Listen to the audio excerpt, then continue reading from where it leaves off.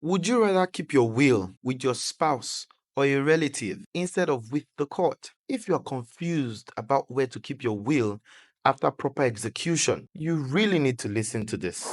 A friend asked me if she could keep her will with her father, her husband, or her sister for safety. You see, this question took me by surprise because I would have thought that at least anyone who makes a will would desire to keep the content of the will confidential and away from potential beneficiaries. Well, I keep learning not to assume that certain things are general knowledge. On my part, I have decided to continue to keep you informed about bits and pieces of information on estate planning. After drafting and executing your will, which ordinarily should have an original and counterparts, the next big question is who keeps the will, or where do you keep the will? You can safely keep your will in any of the following places. Number one, with the probate registry of the relevant state high court.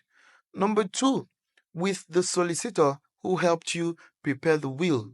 Number three, with your bank if they provide such services. Number four, with yourself, which means that you can keep your will by yourself. It is, however, important to advise that it is preferable and more to your advantage to keep your will with either the probate registry, your solicitor who drafted the will, or with your bank if they provide such service. Although these options come at a cost, not significant though, but they protect the will from the reach of those who have the desire to tamper with the content of your will. I will not advise you to keep your will in your custody.